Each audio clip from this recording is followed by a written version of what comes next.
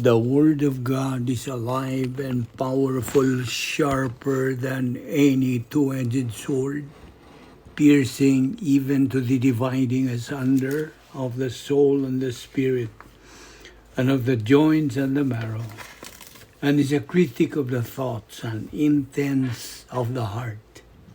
Ang tibuok nga kasulatan gipaginhawa sa Dios ug may kapuslanan alang sa pagpanudlo, alang sa pagpamadlong, alang sa pagpanulid ug alang sa pagmatuto sa pagkamatarong, aron ang tao sa Dios mamahingpit, masinakapan alang sa tanang maayong buluhaton. The entrance of thy words giveth light, it giveth understanding to the simple. Tumanon gayud sa Dios ang iyang gisaad, sama siya sa usa ka taming, alang niadtong modangop kaniya. Welcome everyone, yung atong adlaw-adlaw nga pagtuon sa Balang Pulong sa Dios ubos sa Vic Balbido Evangelistic Ministry ug kaninyong mga subscribers. Gidasig kamo, of course, this is our procedure.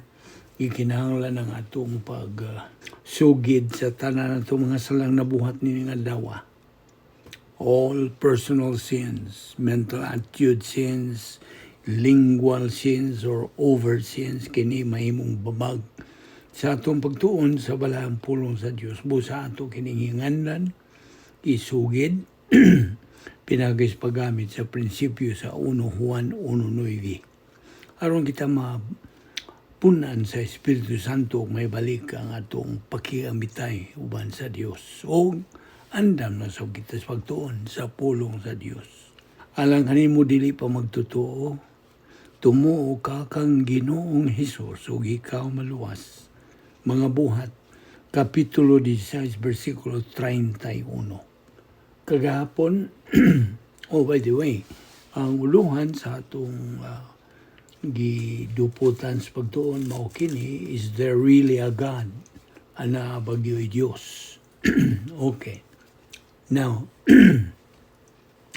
ato ipadayon sa atong pagpadayon sa pagtuon ng atong inisgutan ang doktrina sa masaligan o integrity o na bagyo'y Diyos ang ay natong hinumduman dinhi nga ang ordinaryong tao maglisod gyud sa pagsabot bahin sa Dios, maglisod gyud sa pag-ila kinsa ug unsa ang Dios. Kay nganuman tungod kay ang ordinaryong tao ngit-ngit man siya, naa siya sa kangit-ngit, suma ang gigamit nga pulong diya sa walang kasulatan mao nga ngit-ngit ang panghuna-huna sa ordinaryo nga tao gumikan sa katarungan nga wa man diha kaniya ang katakos sa pag-angkon niini mga espirituhanong butang nga iya sa Dios.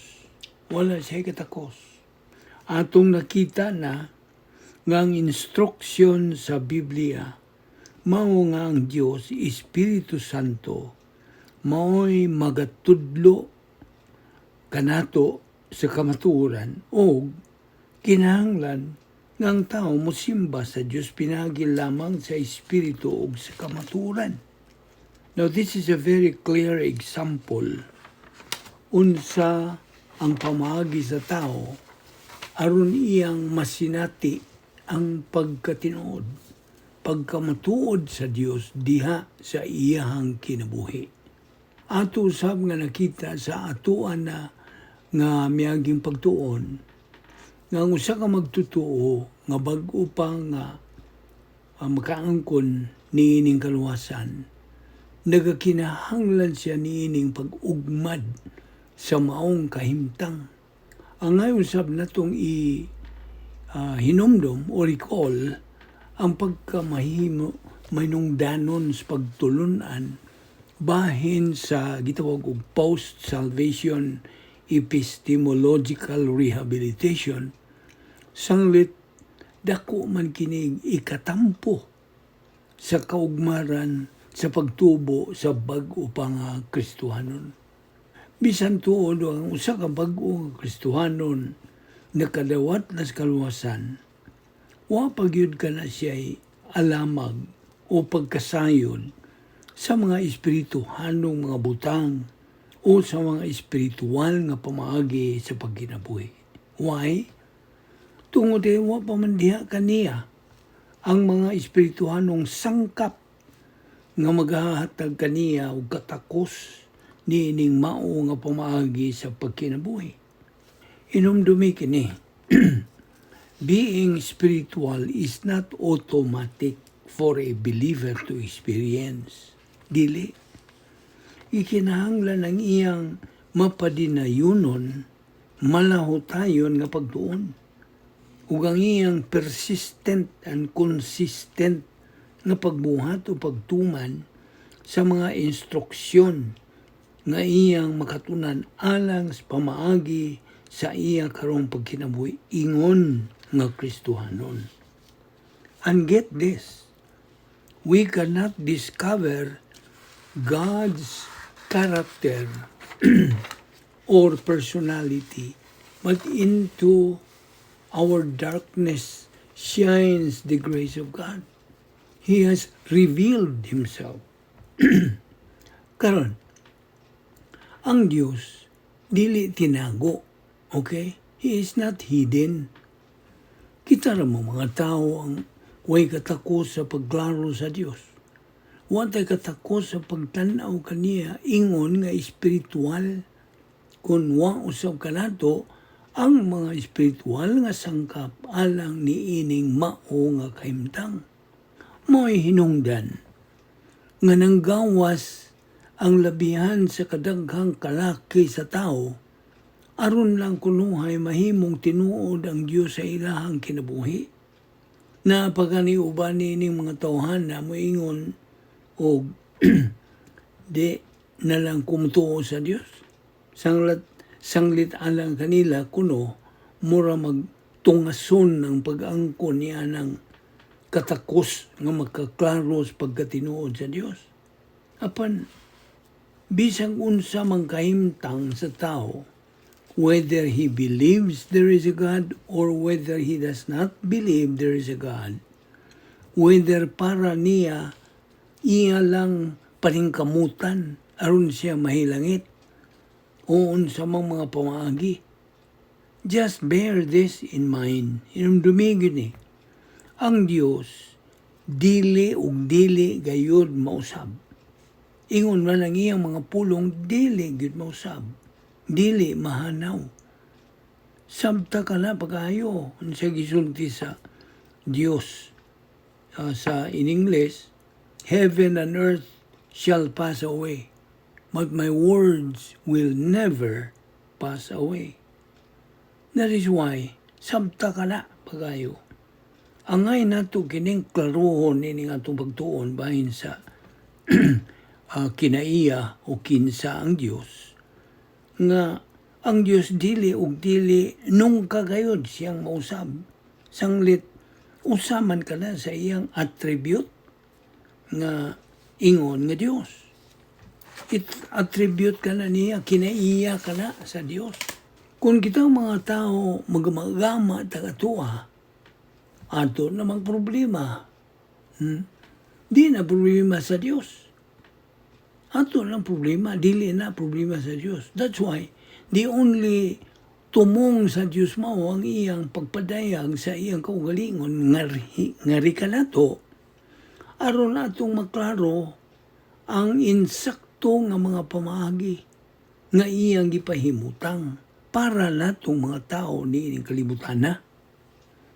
Whether you are a believer or an unbeliever, iyang gipahimutang ng daan. Why natago diha? Gipahimutang na niya diha sa balaang kasulatan. Mo hinungdan nga when we respond positively at God consciousness, God is responsible to provide gospel information para sa mga unbelievers, whereby we can believe in Christ and thus enter into an eternal relationship with the God of the universe through faith alone in Christ alone. Inundumig na kanunay. then para sa mga believers, God has revealed Himself in the Bible, which is the mind of Christ. 1 Corinthians 2:16. Hinumdumi nga ang mayong balita sa kaluwasan, the gospel, is only one of the many categories of Bible doctrine. So, angay na itong klarohon ini nga itong pagtuon nini, nga ang pamaagi lamang nga itong maila o mailhan ang Diyos. Ang pamaagi lamang nga atong masabtan o maklaro kung unsa o kinsa ang Diyos, mao ang pag-angkon sa iyang mga pulong. Sanglit, gipasabot man niya ang iyang mga pulong mas labaw pa, mas labaw pa gani kaysa iyang ngalan. Okay? Ingon na nakagrabe. Kining maong bersikulo is one reason nga nung dili na to mabuwag, kining doktrina dili na to mabuwag sa Dios. Paminaragod. Kung ang doktrina nagalihok, nagatuyok-tuyok, nagalibot-libot na diyan sa imong panimuot, meaning circulating in the stream of your consciousness, kana ilhanan o nagpaila nga ang Diyos ana diha sa imong kinabuhi. Ana diha ang Diyos sa imong kinabuhi. Mao'y hinungdan that the doctrines of the Word of God resident now in our soul are the only means by which we can know who and what God is. And thus, we come to respect, to honor, and to love Him. Subliyon ta dinis pag-ingon, nga way laing paagi. Wala. Ayaw na lang yun pag-imbinto og laing paagi. Kay di mangyud na madawat nga pamaagi. Usara ka paagi. Nakadungog ka. Ang pulong sa Diyos mismo nagapahayag bahin sa Diyos. Only through learning Bible doctrine can we accord Him the recognition, honor, and glory that He deserves. Mauna, nagikinahanglan nga makahibaw ta sa mga pamaagi nga gipahimutang sa Dios aron kita makaangkon niining relasyon ngadto kaniya. Now, if you are an unbeliever, dili ka pa magtutuo, hinumdumi nga way kapuslanan ang imong pagsangpit-sangpit sa Dios samtang dili ka pa usa ka magtutuo. Mahimong musangpit pa sa Dios sa imong ginawa taman sa imong ikalubong. Apan wa ka na ipiktubi sa gamay ikasubo kung sa pagpaibaw ni mo niya na. Ikaw nga dili magtutuo. Hinaot makaamgo ka niini. Kaya naibaw ka. Paminaw na ko niini. Ang bugtong paagi alang kanimo dili magtutuo to be able to have an effective relationship with God is for you to become a child of God. Kasabot ka?